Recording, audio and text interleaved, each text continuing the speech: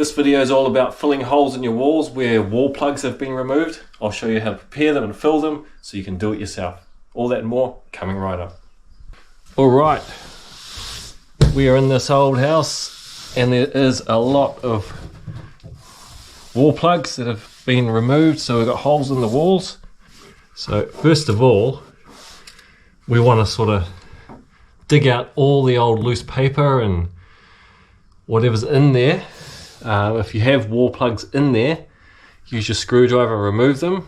If you can't remove them, what you can do is you can just use a scraper and scrape them off, and what happens is, because they're just plastic, they break off and you can sort of push them into the hole. So once you've done that, we need to sort of get all this loose paper off, because that, if we just fill over that, we're going to have issues of bubbling and just not coming right. So we almost want to make the hole bigger, and what we want to do is we're making a sort of a 45-degree angle in the plasterboard, and what happens is when you fill that, that's going to give something for your plaster or your putty or whatever you're using to fill your hole to stick to. If we just come along and sort of fill this here, it's just going to fall through the back. It'll get loose and eventually fall out. So again, all this stuff here is loose. So just get your knife, cut it on an angle,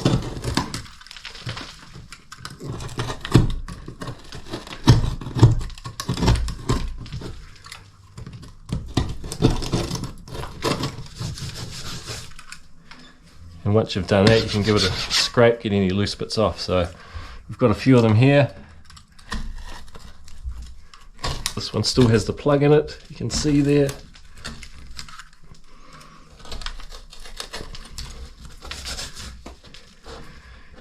And as long as that's below the surface, it's fine. We can fill over that. You can even take the back of your knife and push it in further. Alright, we've got another one here. And what happens is wall plugs, they damage the wall when they go in. They break it all up, make it a bit loose.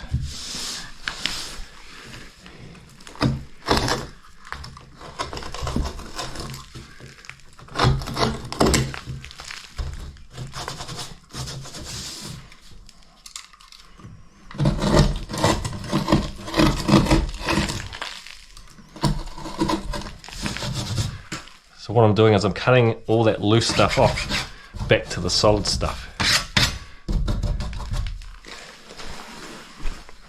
A couple more here.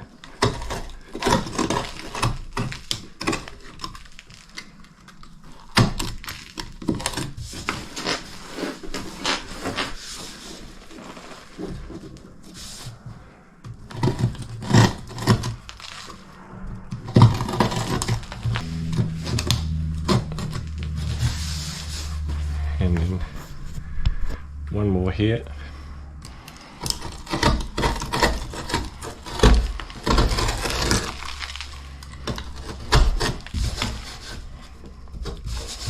Alright, so we've got all those there now.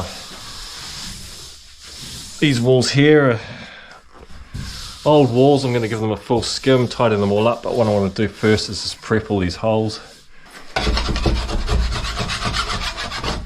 Give them a scrape, we can give them a sand.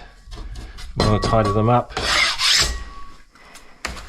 And what we're going to do now, whatever you're using, whether it be plaster, putty, I've got a setting compound here, so it's going to set hard, and we want to push that right in. It's almost pushing it in, and it's falling down the back, it's grabbing onto the back of the board. And then with that 45-degree cut on the front, it's not going to fall back in once it's hard. It's not going to fall out once it's hard, because it's gone through and it's gripping onto the paper at the back of the board. So that's solid as.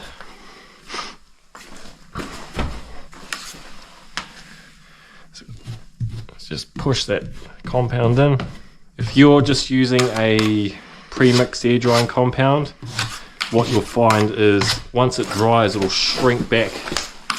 It'll shrink right back, so you might have to do multiple coats. Let that dry, fill it again, it'll shrink back again.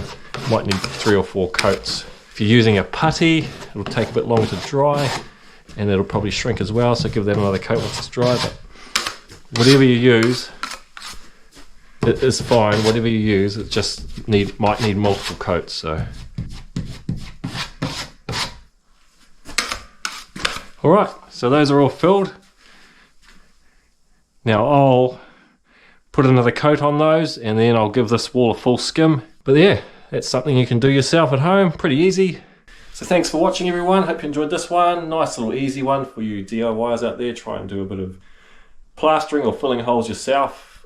With this method, you won't go wrong, and it'll stay solid in there forever. So yeah, thanks for watching, everyone. See you on the next one.